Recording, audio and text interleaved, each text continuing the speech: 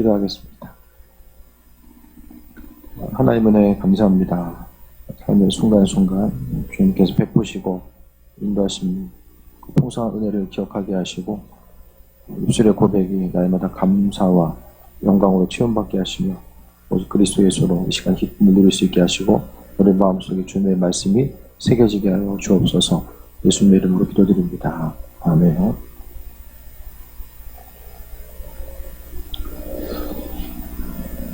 자녀들을 양육하고 또 뿐만 아니라 우리의 삶을 살아감에 있어서 가장 필요한 것은 지혜입니다. 그 지혜 자체는 하나님께서 허락하신 성경 말씀을 통해 허락하신 하나님의 지혜 자체를 또 말씀하고 있는데 순간순간 어떤 일에 대해서 선택하고 판단하고 나아감에 있어서도 어떤 것이 우리의 삶의 전체적으로 인생 가운데 유익이 될 수 있을까? 온전한 선택을 어떻게 할 수 있을까? 그 모든 것은 하나님의 지혜로부터 출발하게 됩니다. 그분께서 허락하신 지혜가 있을 때에 우리가 승리하는 또 귀한 삶을 살아갈 수 있게 되는데 날마다의 삶의 여정을 통해서 오늘 성경은 어떤 삶이 지혜로운 삶인가를 계속해서 말씀해 주고 있어요. 하나님 은혜 가운데 그 말씀 가운데 예비하심 가운데 살아가는 삶이 바로 복된 삶이고 복된 삶은 바로 지혜로운 삶의 모습을 이야기합니다. 무엇보다도 항상 주님의 지혜가 있으면 세상 가운데 소망 가운데 승리하는 삶을 살 수 있게 되는데 그 지혜가 없으면 날마다의 삶의 여정 가운데 몸으로 부딪히고 또 실수하고 절망하고 또 넘어지는 일들도 많은 경우 발견하게 됩니다. 우리의 삶의 여정 가운데 하나님 오늘 잠언 말씀을 통해서 어떤 삶이 지혜로운 삶인가를 분명하게 말씀해 주고 있습니다. 3장 1절 보면 내 아들아 나의 법을 잊어버리지 말고 내 마음으로 나의 명령을 지키라 라고 말씀합니다. 아들이라는 것은 자녀에게 뿐만 아니라 말씀에 대한 가르침을 받는 그 모든 사람들, 배우고자 하는 이들을 또 아들로서 지칭하는데 나의 법을 잊어버리지 말라는 것은 하나님 말씀에 대해서 잊어버리지 말라라고 합니다. 순간순간 하나님 말씀이 심령 가운데 기억되는 것, 세상적인 방법도 우리의 경험과 지식이 아니라 하나님 말씀이 기준이 되어서 또 그 말씀을 알고 세이 먹고 살아가는 이런 방법들을 이야기합니다. 그래서 하나님 말씀을 우리가 보고 듣고 접하는 이 모든 것들도 보게 되면 잊지 않기 위해서 이스라엘 민족들은 하나님 말씀을 항상 잊지 않기 위해서 힘써왔죠. 그래서 그들의 삶의 여정을 통해 보게 되면은 매주자라고 하는 거, 벽에 이렇게 붙이는 거, 오고 가는 걸 통해서 이렇게 붙어 있는 부분을 통해서 몇 번 이제 제가 선물도 해드렸었는데 문설주에 붙여놓으라고 하잖아요. 보면서 하나님 말씀을 기억하고 잊지 않으려고 했고 또 손목이나 미간에다가 작은 상자를 이제 묶어서 그걸 볼 때마다 신명기 말씀을 그 안에 집어넣고 하나님 말씀을 항상 잊지 않고 기억하려고 힘썼던 모습을 보게 됩니다. 일상적인 바쁜 생활 가운데서 하나님 말씀을 잊어버리지 않고 계속해서 기억하기 위해서 힘썼던 모습을 발견하게 됩니다. 또 우리도 마찬가지죠. 어떤 분들은 저 아는 목사님은 그동안 3, 4년, 4, 5년 항상 핸드폰 바탕화면이 똑같아요. 계속 똑같아요. 예수님 그림 있는 거. 그걸로 이제 계속 꽤 오랫동안 계속 그걸로 하더라고요. 왜냐하면 주님을 기억하기 위해서, 잊지 않기 위해서 항상 순간순간 각자 이제 삶의 순간순간마다 어떤 볼 때마다 그림이 될 수도 있고 성구가 될 수도 있고 마음속에 항상 하나님 말씀을 기억하는 것이 지혜로운 자, 세상을 지혜롭게 사는 방법의 가장 큰 출발점이고 먼저 돼야 되는 부분입니다. 그러면서 내 마음으로 나의 명령을 지키라. 마음이라는 것은 성경에 있어서 마음을 되게 중요합니다. 특히 이제 잠언에서의 핵심은 마음을 지키라는 것이고 그 마음속에 하나님 말씀으로 체험받고 나아가라는 것이거든요. 마음, 성경에서의 마음은 하나님의 그 마음은 우리 삶의 여정에 인격이 있는 곳으로 이야기합니다. 성경에서의 마음이라는 장소는 우리의 인격이 있는 것이고 또 마음을 지키라는 것은 바로 이제 하나님의 말씀을 마음으로 명령을 지키라는 것의 핵심은 마음을 지키라는 거예요. 우리 마음을 지키라는 거예요. 마음을 하나님의 말씀으로 체험받고 지키고 나아가는 것에 대해서 이야기하고 있습니다. 하나님은 어디 보세요? 우리의 외모가 아니라 중심. 그 마음을 보신다는 거예요. 사람이 외모와 행동이 아니라 우리 마음속에 도대체 뭐가 있는가. 사람은 그냥 뭐 겉으로 보여지는 것이 얼마든지 꾸미면서 행동할 수 있잖아요. 그런데 마음속에 있는 것 자체 하나님은 겉으로 드러난 외모가 아니라 우리 마음속을 지켜보신다는 거예요. 그래서 지혜로운 삶을 살아감에 있어서 마음속에 하나님 말씀이 없으면 지혜로운 삶을 살 수가 없어요. 그러니까 사람이 그냥 기껏해야 하는 게 경험한 거, 배워온 거, 또 주변 사람들의 이야기를 듣고 또 판단하고 움직이는 거기까지거든요. 그런데 사람의 생각이 얼마나 근시안적입니까? 많은 것들을 볼 수도 없고 종합적으로 판단한다고 하지만은 항상 뒤돌아보면은 그 많은 부분에 있어서 실수가 있었음을 인정할 수밖에 없거든요. 그런데 오늘 본문 가운데서는 내 마음으로 명령을 지키라. 우리의 마음속에 하나님의 말씀이 있어야 되는 거예요. 이번 한 주간 무슨 생각을 가장 많이 하며 살아오셨습니까? 춥다는 생각을 가장 많이 했을 거예요. 마음. 생각으로 볼 수 있을까요? 추위와 관련된 생각들이 우리의 마음을 누르진 않았는가? 진짜 추웠어요. 곳곳에서 수도가 얼었다는 소식이 이제 계속해서 들려지게 되고, 마음속에 지금 무슨 생각, 어떤 마음의 중심을 가지고 이 한 주간을 살아왔는가? 그것을 돌아보는 거죠. 그러니까 이 주일 예배 시간, 모든 예배가 마찬가지지만 우리 마음의 생각이 도대체 내 마음속에 무엇으로 가득 차 있는가? 우리 심령을 되돌아보는 시간인가? 정결케 하는 것. 우리 마음속에 불순물이 있다면은 그 불순물을 제거하고 하나님의 말씀과 인도하신 건데 다시 한번 새롭게 되고 채우고자 하는 시간이 그 시간이거든요. 그러니까 이 시간을 통해서 우리는 항상 이 마음을 들여다보는 거예요. 그냥 들여다보기가 힘들죠. 그러니까 하나님 말씀을 통해서 우리의 마음을 들여다보는 거예요. 그 기준이죠, 기준. 그러니까 하나님 말씀은 우리의 마음을 비춰보게 하는 거울이고 또 우리의 마음을 깨끗하게 하는 이 세정제의 역할도 하는 것이고, 그래서 오늘 본문 가운데 마음으로 명령을 지키라라고 합니다. 그래서 오늘 핵심 구절은 마음 지키는 것. 하나님 말씀 자체가 하나님이 우리 마음을 계속해서 보고 있기 때문에 우리 행함에 대한 그 동기 자체가 무엇인지, 어떤 마음을 가지고 그 일들을 행하는가, 하나님을 위한다라고 하지만 내 잘못된 생각과 욕심에 의해서 움직이고 있지는 않은가, 그 부분도 계속해서 점검해 봐야 됩니다. 하나님 말씀을 통해서 마음속에 간직하고 지키고 나아가는 거예요. 주를 위해 헌신한다라고 하지만 그 주를 위해 헌신하는 것 자체의 그 마음의 중심이 무엇인가, 그것도 돌아봐야 돼요. 예배를 통해서 헌신하는 이들, 교회 직분자로서 헌신하는 이들도 다 마찬가지입니다. 어떤 일을 한 가지를 한다라고 할지라도 그 마음의 중심이 무엇인가, 하나님께서 원하시고자 하는 그 마음을 가지고 하나님께 나아가는 것, 그것을 이야기하게 됩니다. 그래서 우리의 마음, 그러니까 온전한 예배자라는 것은 마음의 중심이 하나님을 기뻐하고 그 예배하심과 인도하심 가운데 세임없고 나아가는 삶의 모습을 이야기합니다. 2절에 보면 마음을 지키라고 이야기하면서 2절에 그리하면 그것이 내가 장수하여 많은 해를 누리게 하며 평강을 더하게 하리라라고 말씀합니다. 이거는 순종하는 이들에게 하나님께서 장수와 평강의 복을 주신다라고 합니다. 이 땅 가운데 가장 필요한 것 자체가 바로 평강이죠. 겉으로 보기에는 다들 평안해 보이는데 마음속에 있어서는 겉모습 보면 잘 모르잖아요. 그런데 이 시대 가운데 가장 필요한 게 뭘까 생각했을 때 마음의 평강이 아닐까 생각을 해보게 됩니다.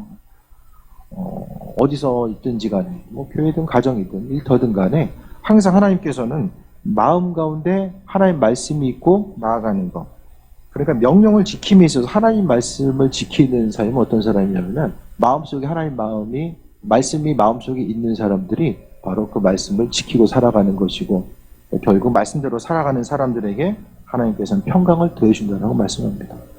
주님께서 주시는 가장 큰 은혜가 평강이 아닌가 생각을 하게 돼요. 날마다 기쁨 가지고 소망 가지고 살아가는 것이 가장 큰 선물이 아닌가 생각합니다. 어차피 이 세상 가운데서 뭐 눈으로 보여지는 거야 다 한순간에 없어질 수밖에 없잖아요. 그런데 주님 주신 이 평강, 그래서 우리가 날마다의 삶의 여정 가운데 기쁨이 없고 또 소망과 기대함이 없다라고 한다면 그 안에서 주님께서 공급해 주시는 이 평강을 또 내 마음속에 하나님 말씀이 있는가를 점검해 보는 거예요. 그 우리에게 기쁨은 사람들이 착각하는 게 뭐냐면 어떤 눈에 보이는 환경 때문에 내 마음의 평강이 흔들린다라고 생각을 하게 됩니다. 내가 바라고 원하는 일들이 되어지지 않거나 또한 내가 감당하기 힘든 부분, 그 어려움이 내게 다가왔을 때 그것으로 인해서, 그러니까 외적인 요인 때문에 마음의 불안과 고통과 또한 이 평강이 사라지는 것을, 또 그 원인을 보여지는 것으로 찾게 되는데, 이 성경은 단순하게 이야기합니다. 마음속에 그리스도 예수 그분의 자리가 없기 때문에 마음의 평강이 없다라고 이야기하는 거예요.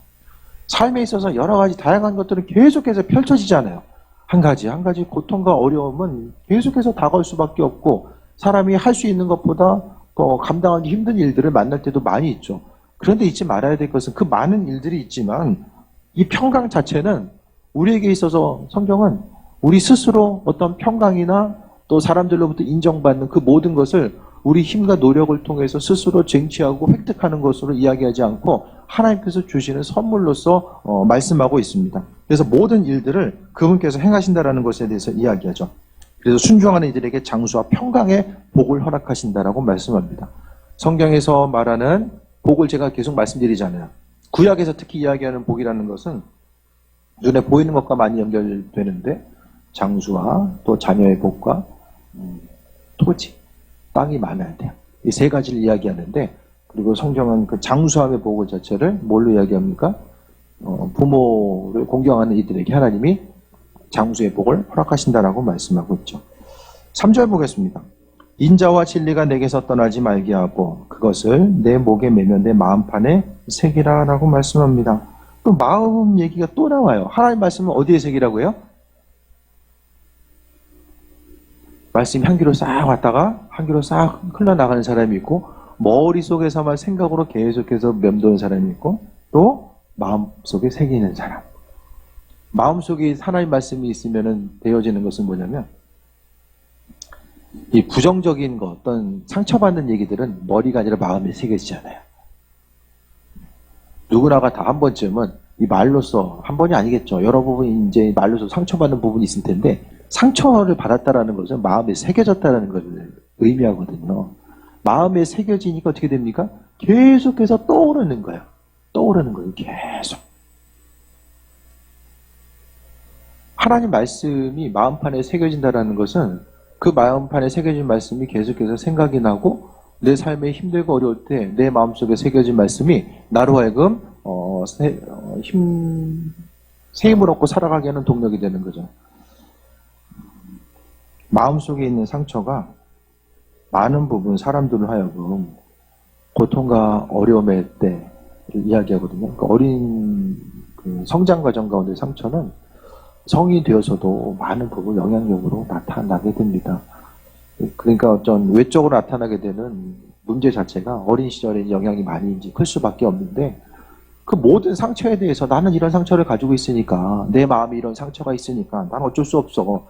스스로 삶에 있어서의 정상적이지 못한 부분을 표현하는 하나의 방법으로서, 하나의 근거로서 내 마음의 상처를 이야기할 것이 아니라, 내 마음에 있는 상처, 마음의 자리의 상처가 아니라 오직 하나님 말씀을 통해서 치유받을 수 있다는 거예요.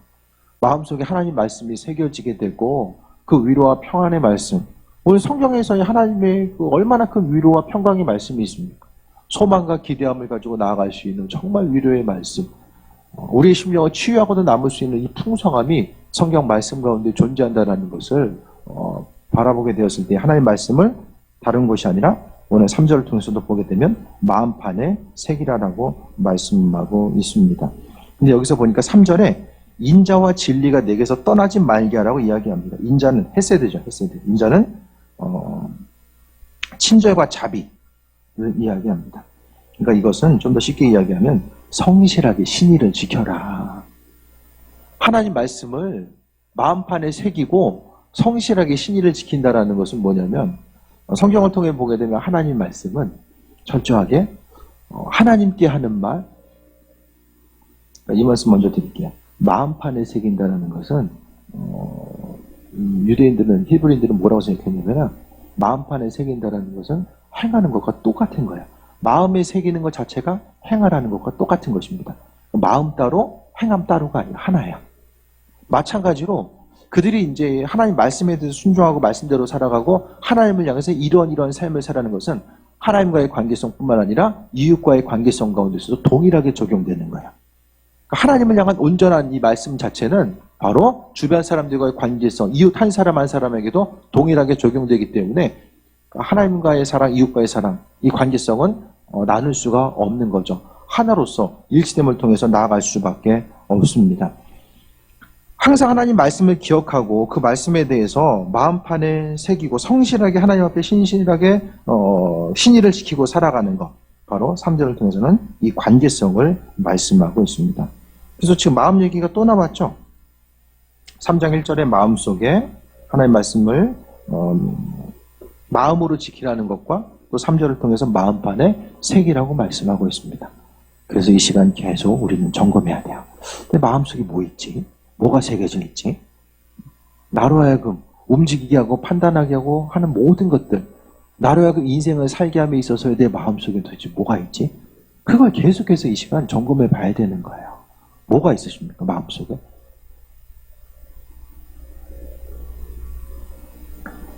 하나님 말씀을 통해서 스스로의 삶을 비춰보게 되면 주님 원하시지 않는 것들이 무엇인지가 비춰져요.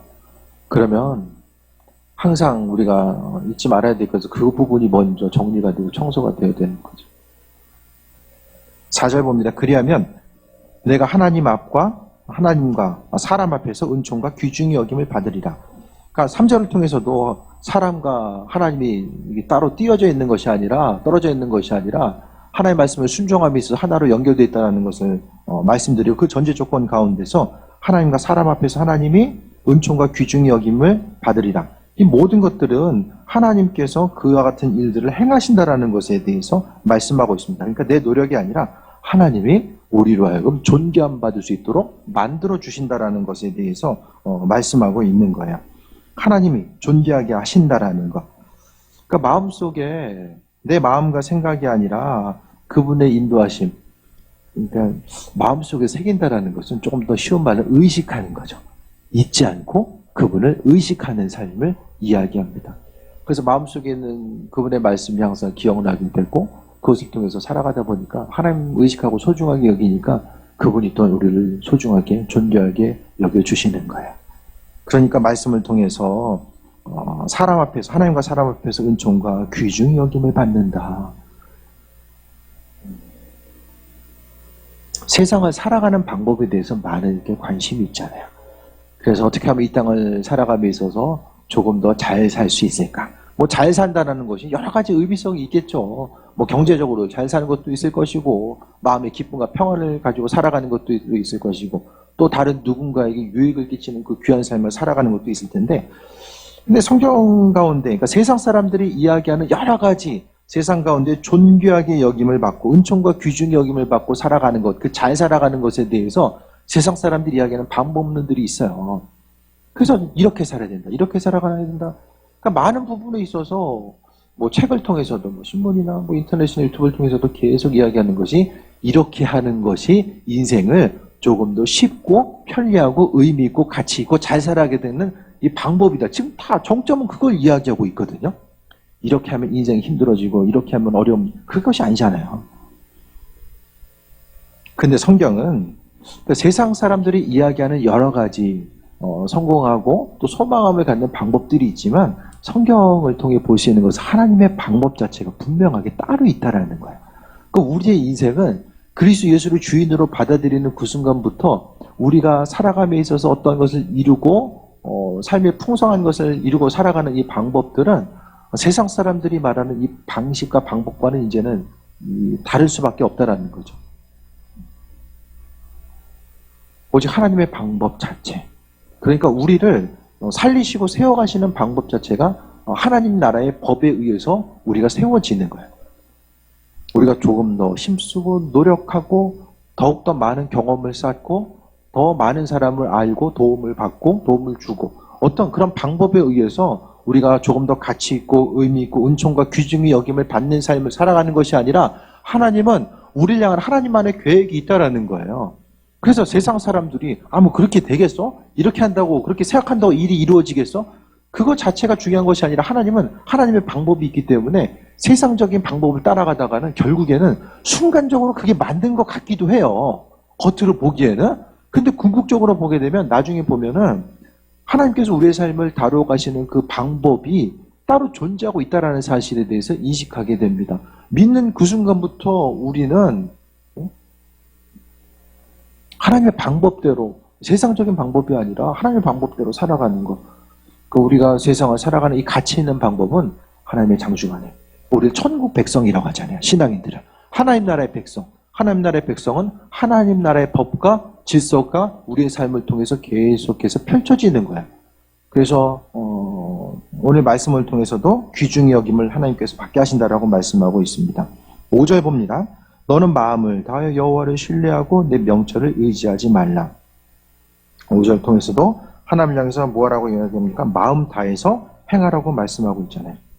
하나님이 하시기 때문에 하나님을 신뢰하라는 것이고, 또 명철을 의지하지 말라는 것은 성경의 다른 번역은 명철을 의지하지 말라. 좋게 표현한 것이고요. 좀 더 직설적으로 이야기하면 잘난 척하지 말라는 거예요. 스스로 잘난 척하지 말라는 거예요. 교만하지 말고 잘난 척하지 말라고 이야기하고 있습니다. 교만과 잘난 척은 무엇입니까? 내 스스로의 방법과 지혜와 경험을 통해서 이룰 수 있다라고 생각하는 것을 이야기하거든요. 모든 일들 가운데서 우리가 해야 될 것은 마음을 다해서 여호와를 신뢰하는 것. 신뢰한다는 것 자체는 하나님께서 행하실 것에 대한 기대함과 소망함을 가지고 나아가는 것을 이야기합니다. 그래서 우리가 마음을 다해서 하나님께 행해야 될 것이 첫 번째가 이제 이 신뢰하는 부분으로서 말씀하고 있습니다. 하나님을 신뢰한다는 것은 내 삶의 주인 되셔서 내 방법이 아니라 하나님의 방법대로 이루시고 인도하신다는 그 부분을 말씀하고 있습니다. 오늘 3장은 지혜로운 삶이 뭐냐, 그걸 지금 말씀하고 있는 거예요. 세상을 살아감에 있어서 하나님이 지혜가 있어야지만이 넘어지지 않고 그래도 삶에 있어서의 어떤 결과와 영향력을 가지고 살아갈 수 있게 되는데, 그 모든 일들을 무조건 열심히만 한다고 되는 것이 아니라 하나님의 지혜가 그 삶의 여정 가운데 있어줘야 된다는 거예요.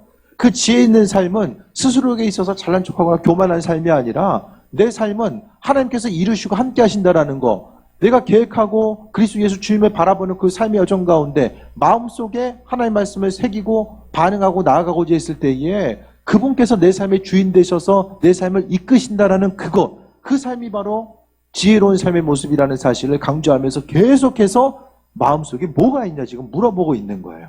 마음 가운데 내 생각과 관점. 그러니까 잘난 척한다라는 것은 잘난 척할 만한 뭐가 있어야 되잖아요. 교만함의 모습. 사람이 아무것도 없는데 교만할 수 있어요? 그게 더 힘들잖아요.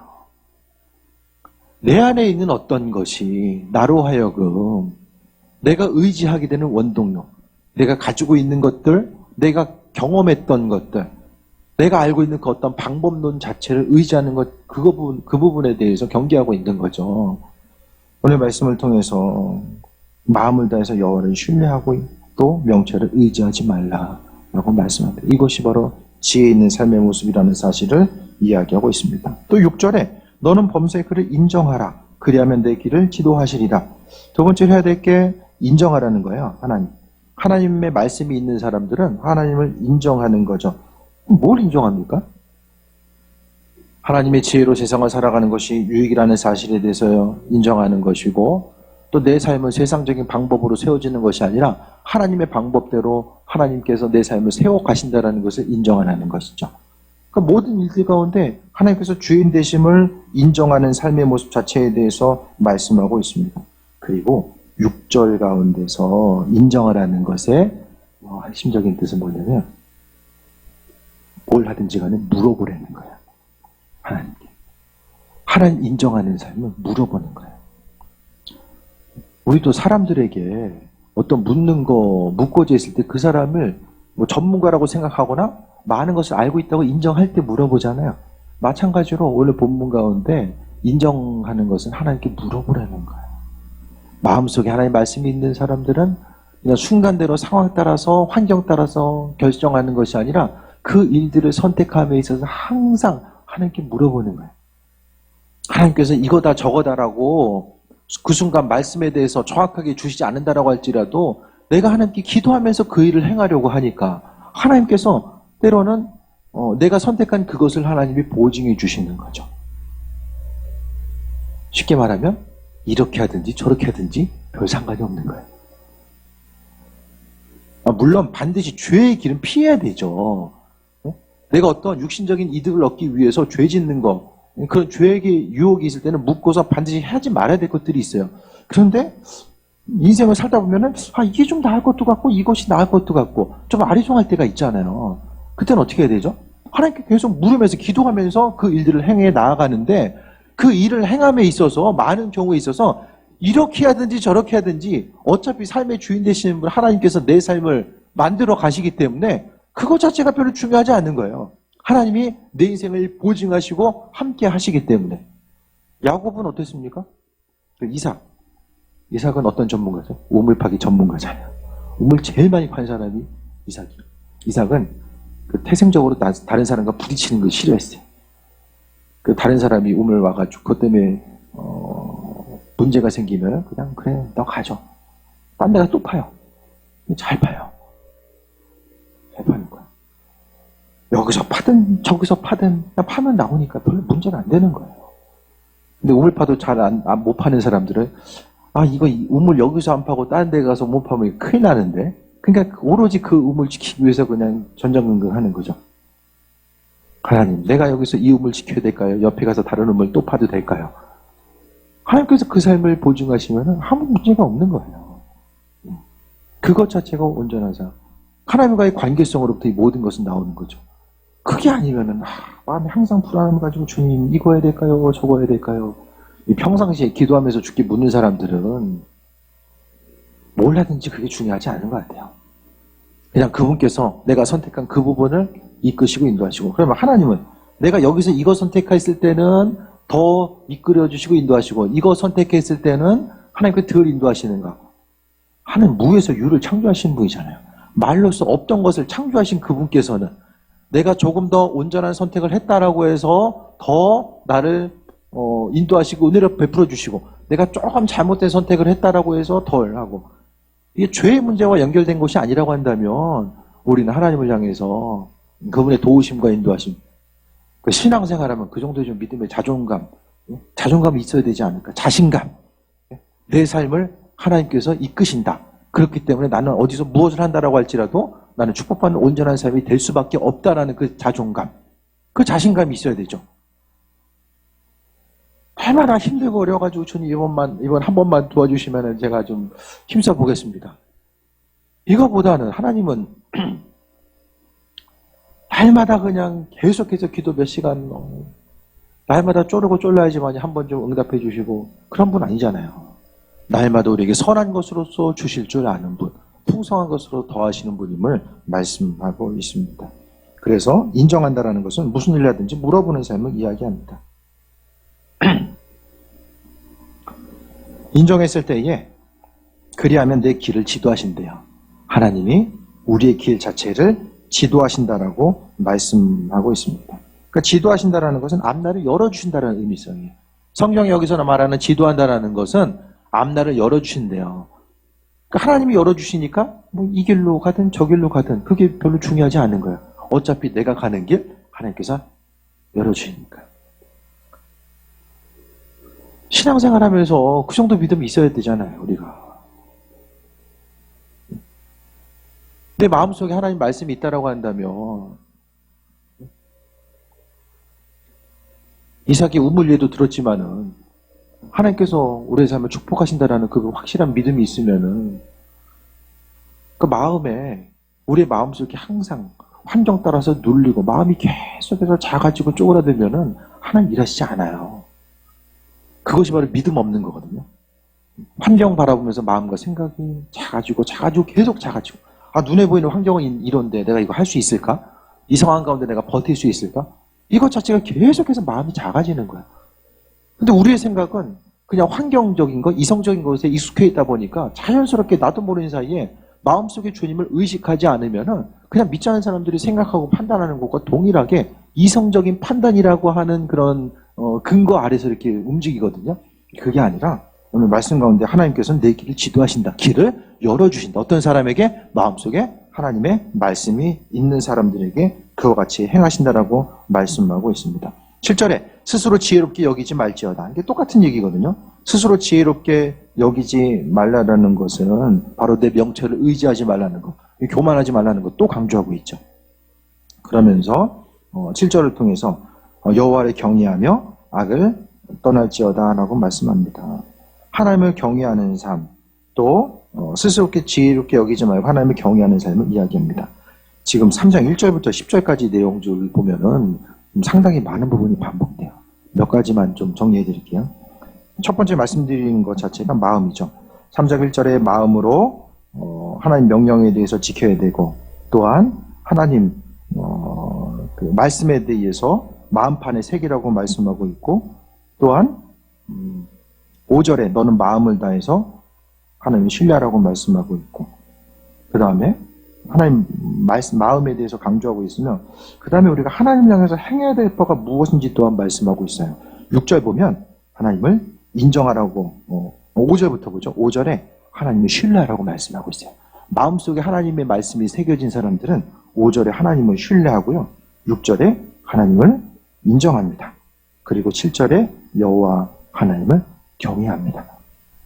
지금 핵심적인 내용들 계속해서 지금 성경의 저자는 반복해주고 있어요. 마음속에 하나님 말씀을 새기는 삶은, 우리 스스로의 삶의 모습은 교만하지 말고 내 명철을 의지하지 말고, 또한 7절에 스스로 지혜롭게 여기지 말아야 된다. 교만하거나 내 생각을 의지하지 말아야 된다라는 것이 우리 삶의 여정 가운데 적용하고 하나님 말씀을 마음판에 새겨야 되는 것이고, 또 하나님을 향해서는 신뢰하고 인정하고 경외하는 것 자체가 우리의 삶의 모습입니다. 결국 반대로 이야기하면 마음속에 하나님 말씀이 새겨진 사람은 하나님을 신뢰하고 바로 인정하고 경외하는 삶을 살 수밖에 없다라는 거예요. 이런 삶이 바로 지혜로운 삶이다라고 말씀합니다. 내 마음속에 가지고 있는 것들, 이게 맞는가?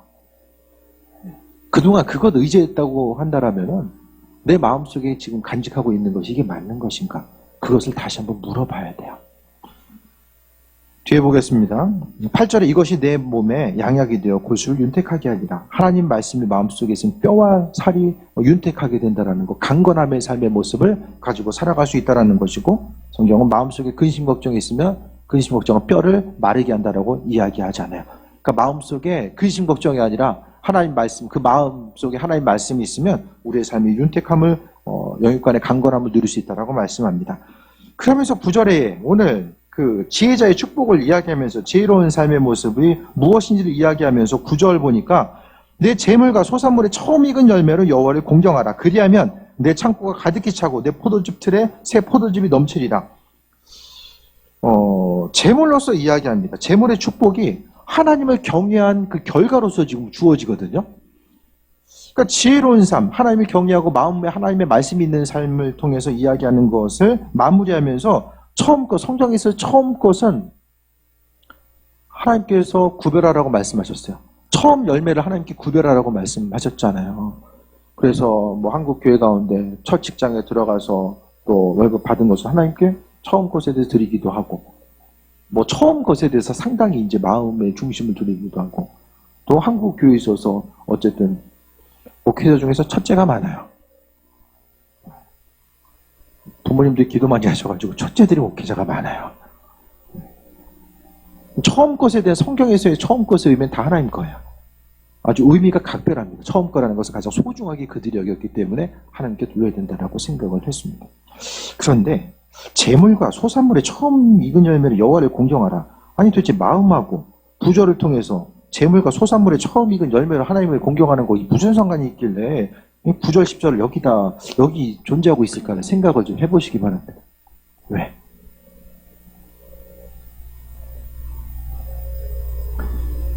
저도 잘 몰랐는데 일부 예배를 통해서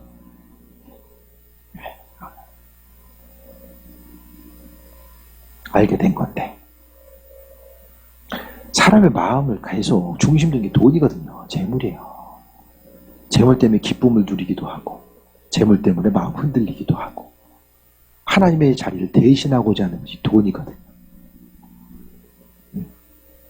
돈이에요.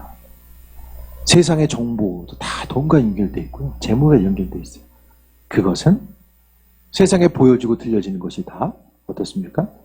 우리의 마음을 하나님 말씀보다는 재물이 차지할 가능성이 훨씬 크다는 거예요. 그렇기 때문에 그것을 경계하면서 지금 얘기하고 있지는 않은가. 마음속에 하나님의 말씀으로 채울 것인가, 제물로서 채울 것인가. 그런데 여기서 보면은 우리가 생각하는 그 우리의 심령을 많은 부분 채우고 있는 제물은 어떻게 어떻게 소유되는가. 그것은 바로 이 제물의 축복은 하나님 말씀을 마음판에 새기고 하나님을 경외하고 인정하고 신뢰하는 사람, 그 삶을 사는 이들에게 하나님께서 허락하시는 결과다라고 이야기하고 있는 거예요.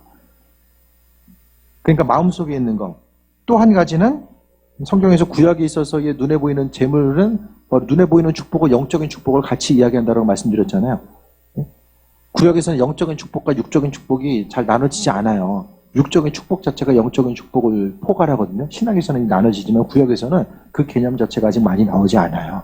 그러니까 이 재물에 대해서 하나님께서 말씀하시면서 하나님을 신뢰하는 사람들에게 허락하시는 그러니까 재물의 축복, 하나님을 신뢰하는 사람들, 마음속에 하나님의 말씀이 있는 이들에게 허락하신다라는 것에 또 한 가지의 의미는 모든 사람들의 영육간의 축복 자체를 바로 하나님을 신뢰하는 이들에게 주신다라는 사실을 눈에 보여지는 하나의 근거로서 이 재물 처음 익은 것들, 그러니까 처음 익은 열매, 이것은 이 히브리인들, 유대인들이 처음 익은 열매 하면은 가장 소중한 것, 내 삶에 있어서 가장 소중한 것, 그것을 이야기하는 거예요. 그러니까 삶에 있어서 가장 소중한 것으로서 누릴 수 있는 것들은 마음속에 하나님의 말씀이 있는 사람, 그러니까 지혜로운 사람들에게 하나님께서 주시는 결과다라고 이야기하고 있는 거예요. 이해가 되십니까?